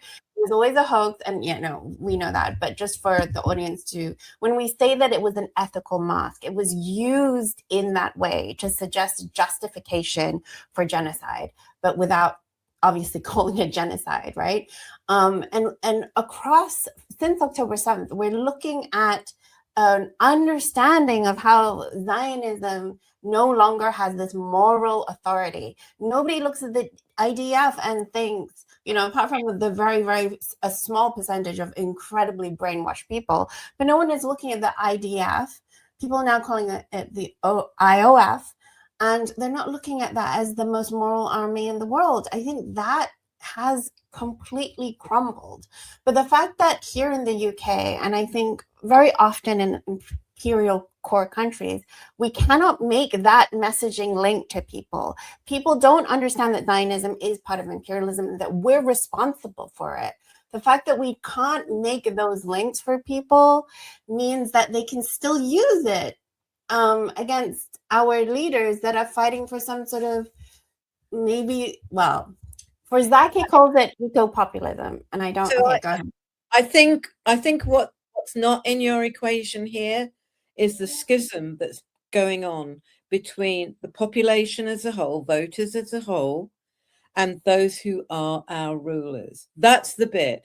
So I think if you took the population as a whole, and there are surveys that have kind of attempted to do this both in America, Europe, and in this country, what you see is enthusiasm for Zionism is nosediving. Skepticism in terms of these claims of anti-Semitism is nosediving. The problem is that the people do not ever, as we know, hold the reins of power. And the reins of power are not just those who openly rule us, they are also those people who form our minds, who formulate the language that we can use, who control the modes of communication. So I'm including on that, for example, not just the media as we know it. I'm talking about what we see in the cinema and on TV.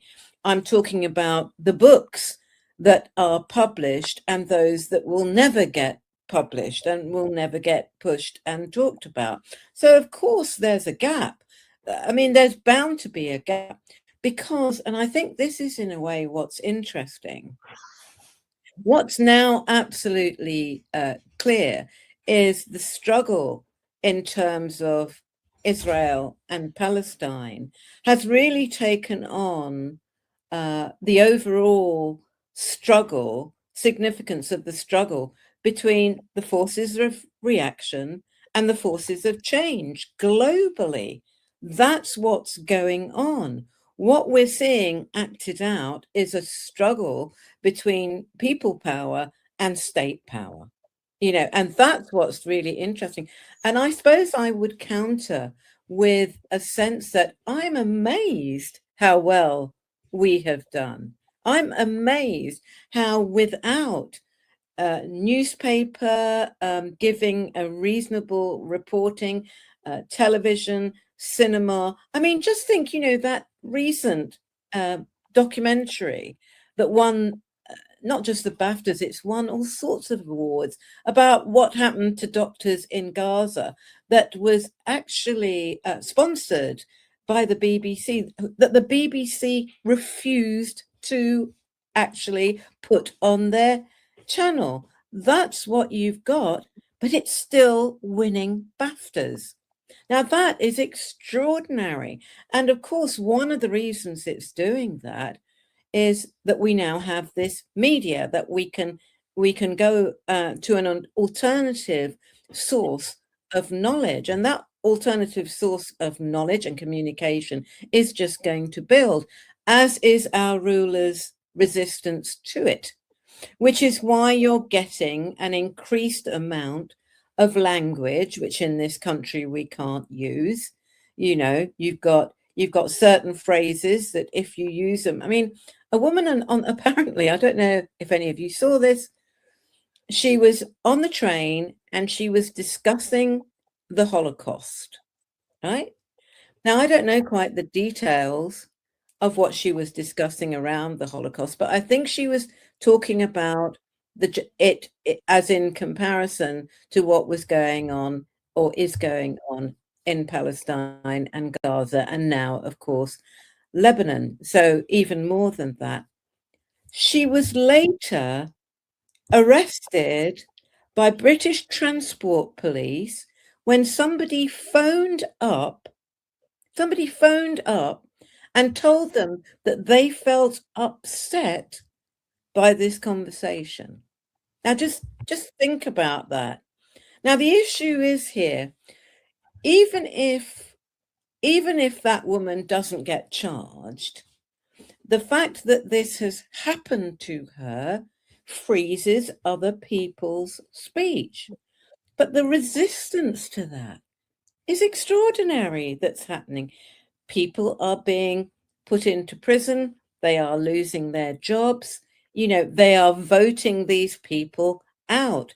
They are showing their dissatisfaction in an overwhelming way. Now, if you would take away the whole issue, Gaza and Palestine, if you had told me, 10, 15 years ago that we were going to be moving to a point where the veil that you talked about, Ileana, would have dropped from people's eyes sufficiently that they would turn away from, for example, the Labour Party in such droves, I wouldn't believe you, because I wouldn't have thought, how many centuries would it have taken people like me to put that level of transformation in terms of people's consciousness?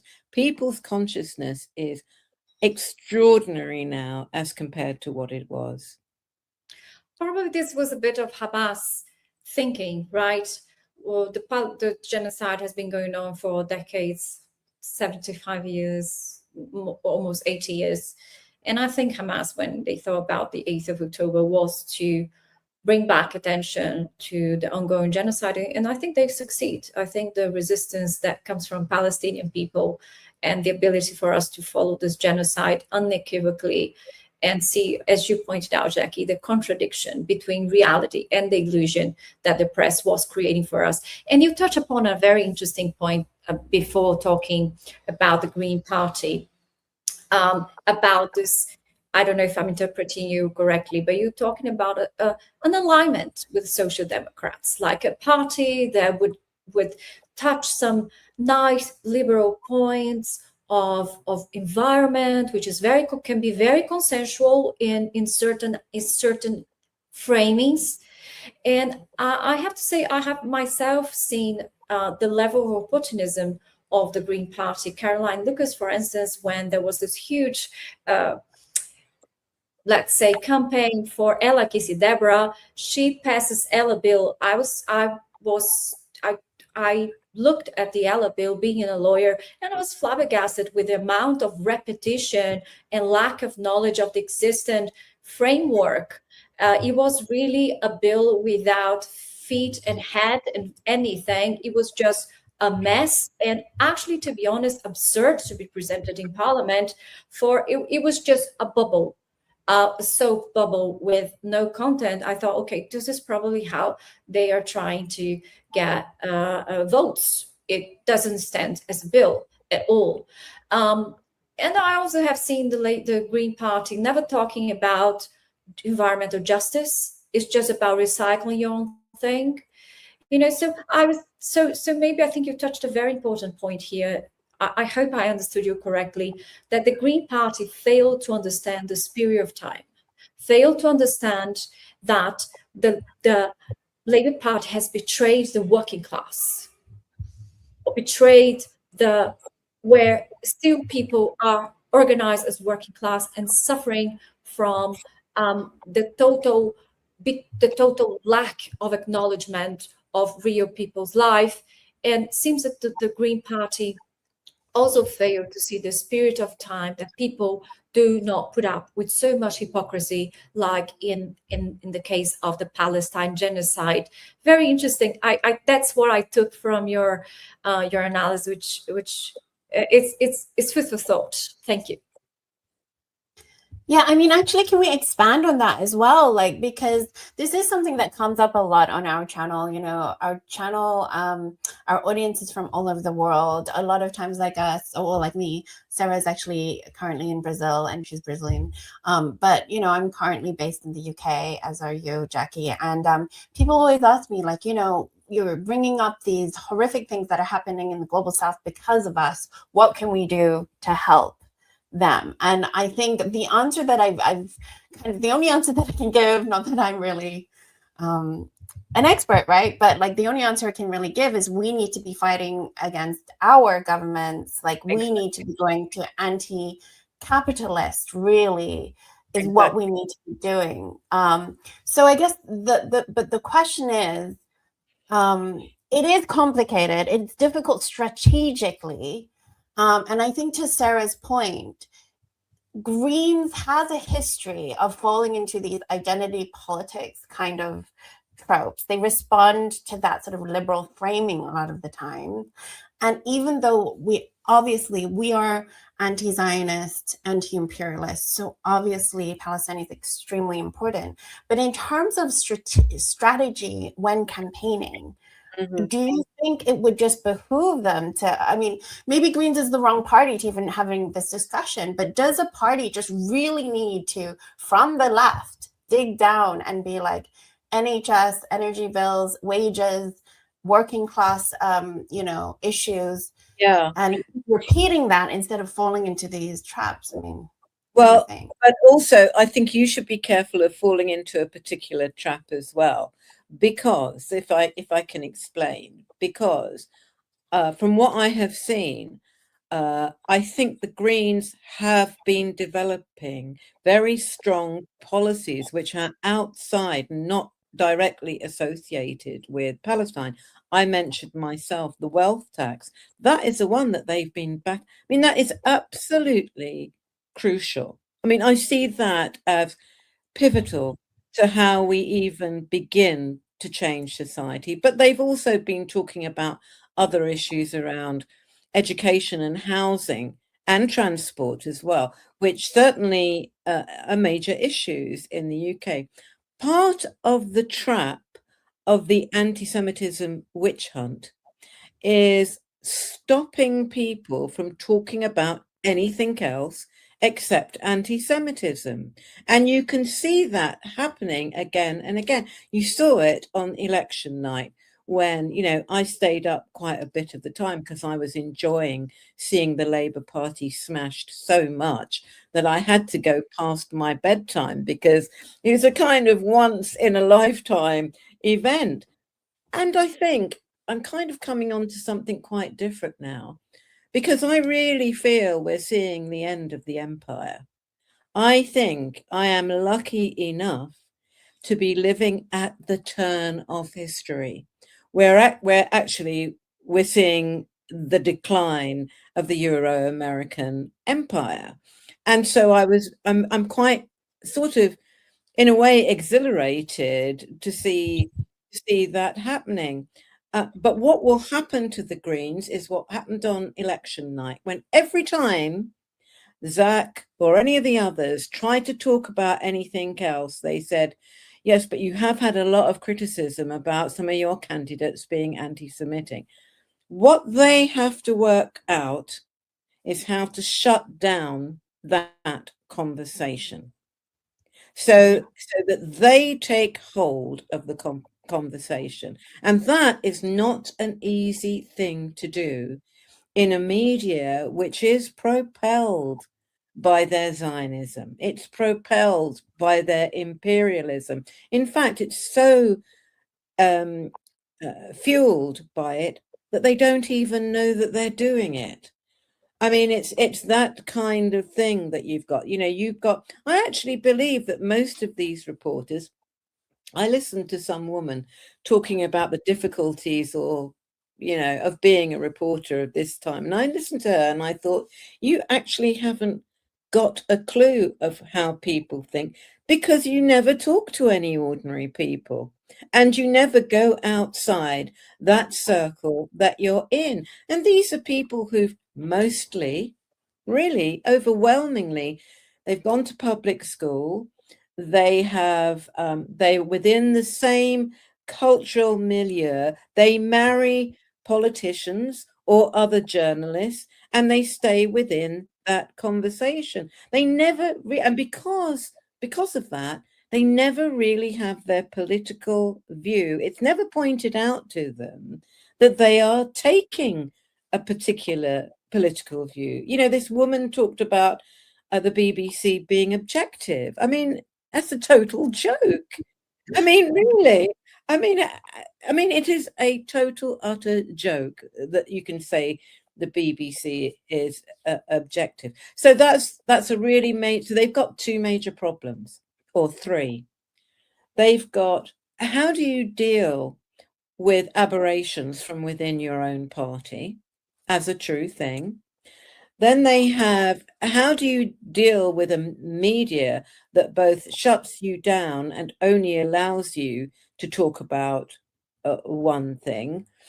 And then they actually have the problem about how they now break out of being strong within local councils in particular areas, and they get more people into Parliament and break through into those reform area. Now, reform are very hard. You know, I was part of a very strong campaign who, when Farage first tried to get into Parliament and we were told he'd get it, we fought him off. I have to remind people and maybe tell people who are not in the UK, may not know.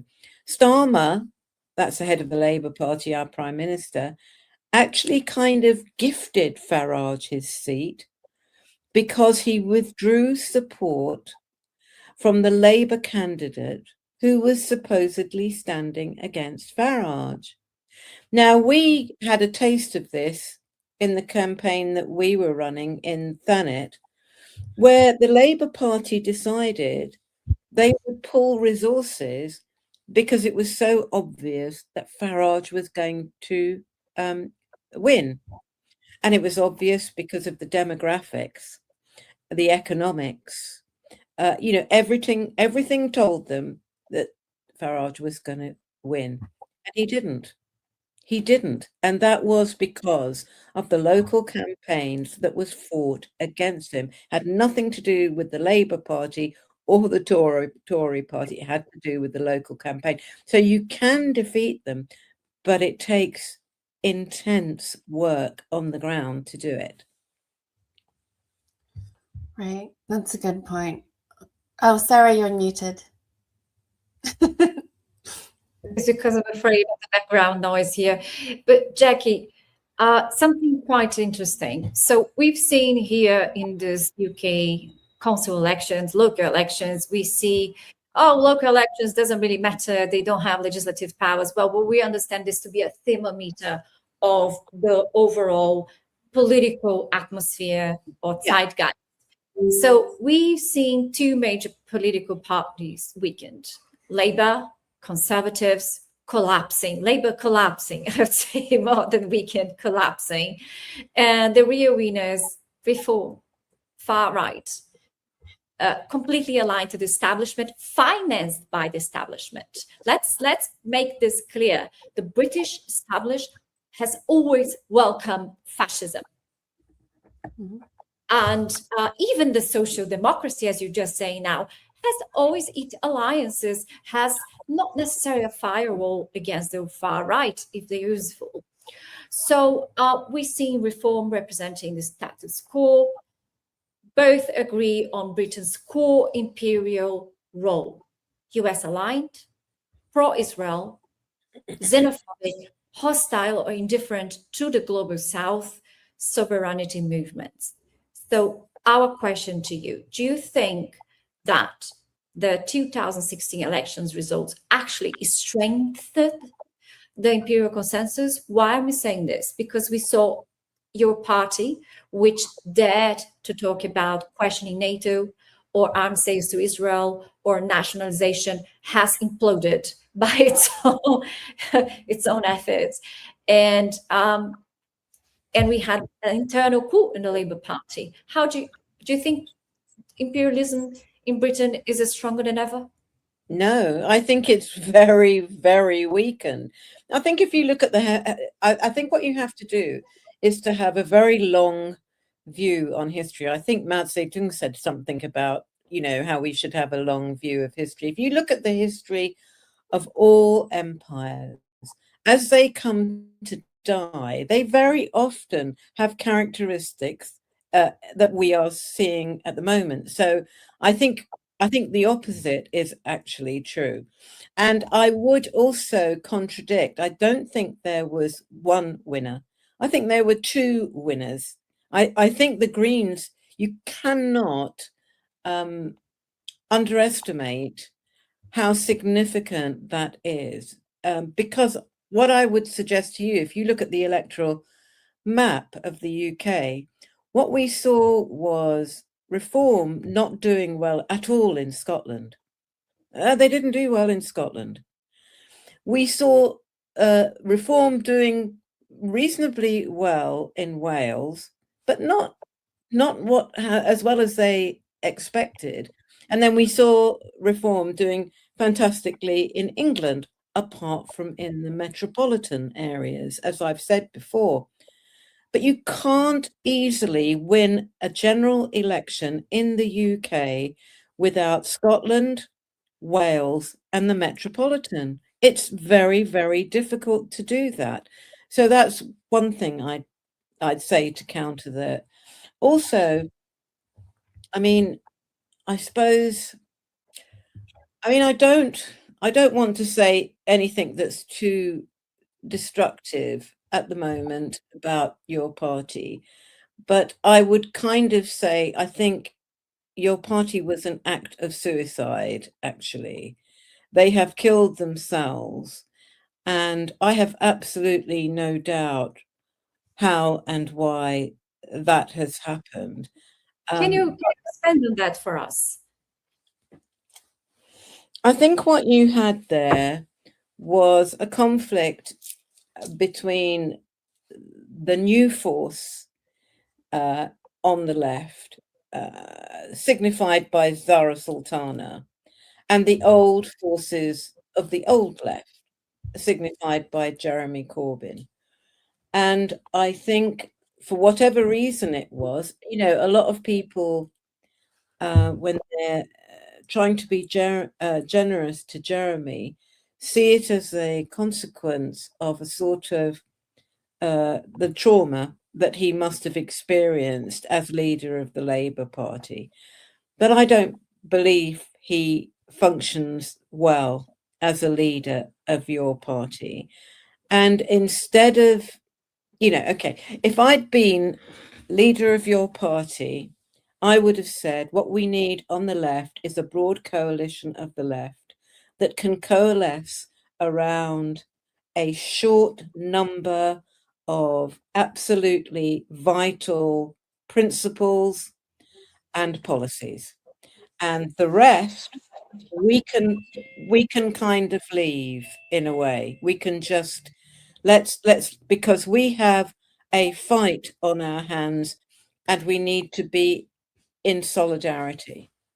And to do that, we need to use all the talents at our fingers, and we should have at the least a shared leadership.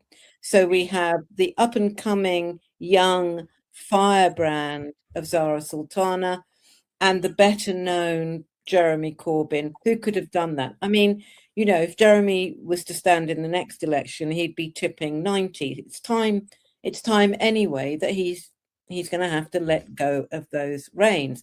So that's what would have been an ideal. Now, as far as I know, and I know quite a bit, those around Jeremy refused that. They refused that. And I think that tells the major story of what happened in your party.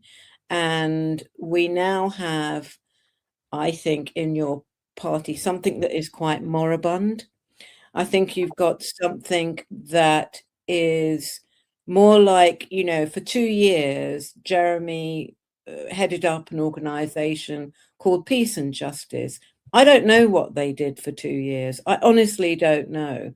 But they weren't ready to take on the fight even after 2 years. And from what I see about your party, even now, they still have not got local branches organized.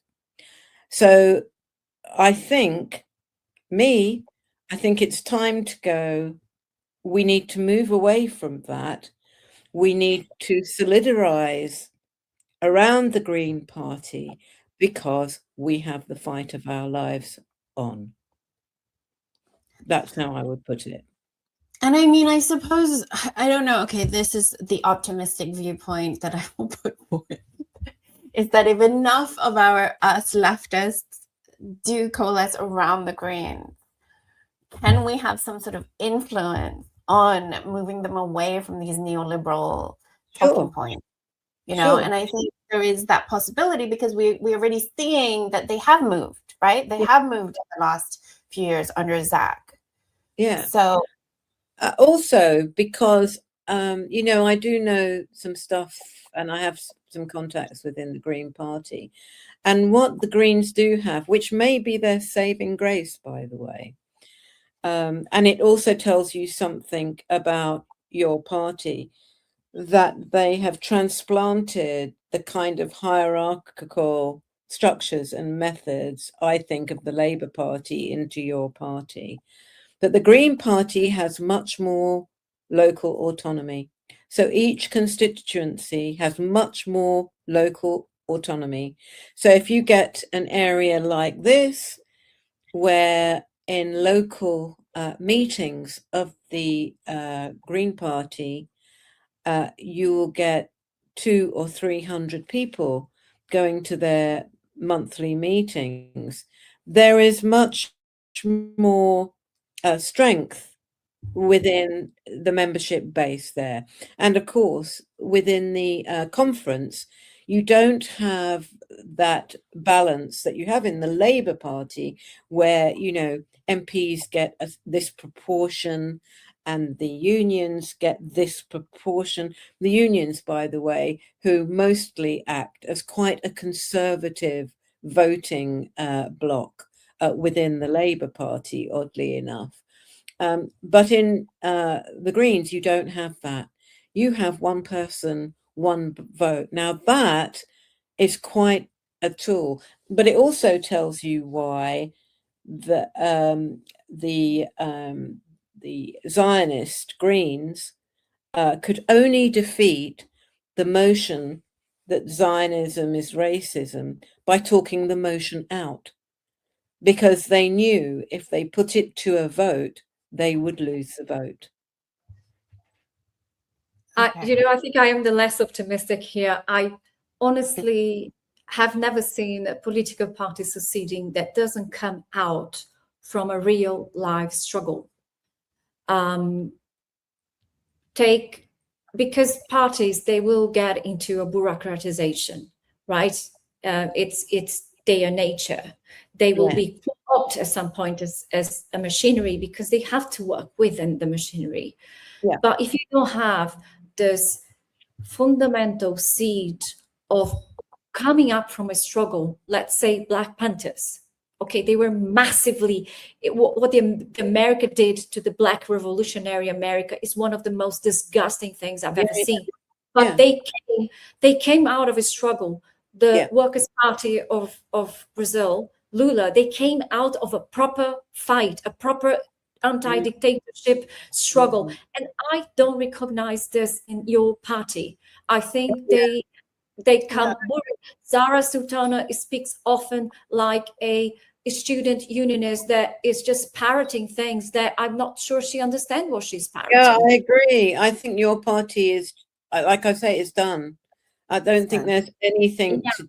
And the Green Party, what real fight have they put up? What Green Party real fight, real engagement with this visceral part of society? Where are they in those deprived communities? I don't believe in parties that don't go and engage with grassroots struggles. Doesn't need to be a movement, a system, but struggles. If you're not there, you don't forge a real life consensus of what you need. It's just paper. Okay, so I totally agree with that. I think that's the, in a way, the point of struggle. It's not even whether you win it or not. It's how you start amassing power to yourself, but through that struggle. I get all that. But what I also see in the Green Party, which is not in your party, is a quite large representation of young Black people who are working class Black people. Now, I haven't seen that in the council base or the active base of any other major national party, and I am seeing that. So I think I think there are a number of people who are now there who have experienced and undergone, and not just, I'm not saying it's just the Black people, actually. I think there are a number of underrepresented communities that have felt comfortable for a number of reasons. I mean, they've taken Brixton.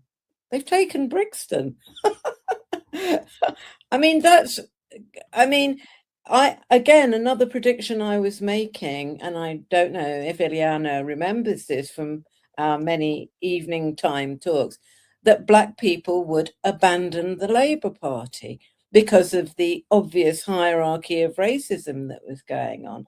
It seems to me now that is beginning to happen. Now, let's wait and see. I think if that happens, and remember, we're talking about their core strength being in the inner city, which is where most people of color are living, that could be a very interesting alliance that starts being made, and quite a dynamic. Yeah. I think it's important to also point out, because I absolutely agree with Sara, is that I'm not sure whether or not, I'm not viewing the Green Party as a revolutionary party that's going to overthrow our imperialist system. No. But what I'm hoping for, let's not get ahead, right? But what I'm hoping for is that we can at least break this duopoly properly. Exactly. Because we're not going to get, we are not going to get to the revolution immediately. We are going to get there in stages. We are not at a revolutionary point here. However, I would also say that you could see now a revolutionary point emerging within a foreseeable future. Now, it might not be a foreseeable future for me because I'm 72, so it might not be but as I'm coming back to that, earlier discussion, I think we are. And I would see that as revolutionary. I think we're seeing the breaking of the Euro-American empire and the hold it has around the globe. That is going to be extraordinary change. You know, it almost blows my mind in what that will mean for everybody on the planet. The potential for good and bad, you know. So help us God. So help us God. I have a lot of faith in the non-white British community to which I belong. She's decided to be white. Yeah, because we know in our veins what being marginalized means in different levels. We know how to be discriminated feels like. We come with the luggage of a colonial experience. Exactly. And we don't buy it. We just don't buy it. They are lies. Yeah. It's not so easy on us. Yeah, exactly. I guess we'll see. I have more faith in the global South right now. You have always had Ileana, not surprising with the name of the show. Yeah, but I think as the world turns, it encourages a lot of people, right? It encourages a lot of people here. The Russian Revolution inspired so many revolutions. The Black Panthers inspired so many oppressed communities. Those fights, they are inspiration that we don't buy. The status quo is normal. Yeah, exactly. It's not sustainable. I think what we have is not sustainable in the long term. Yeah. So, yeah. So thank you so much, Jackie. I mean, do you have any parting words? Thank you. Power to the people, I think, is my parting words, isn't it? I mean, you know, like I say, I think we are in for some dread times, you know, I mean, bad times. And I do think we are at the turning point of history. And, you know, it's that whole thing of I might not be here to see it, but I can kind of sense it happening. I think it's a very, very exciting time to be alive. Okay, great. Thank you so much. That's a wonderful way to end, I think. Thank you for joining us, Jackie. And thank you, everyone, for watching.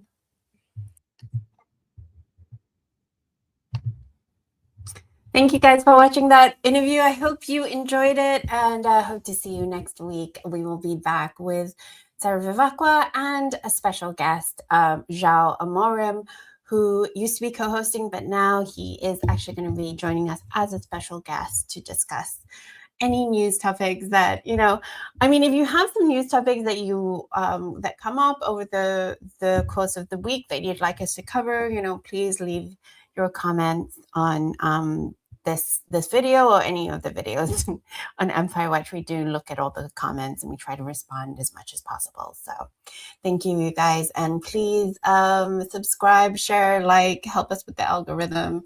And also we have a Patreon, so if you want to become a free member or if you want to donate, that would be helpful, but only if you absolutely can, of course. But yeah, we would like to be able to cover our costs. So thank you guys. See you next week. Bye.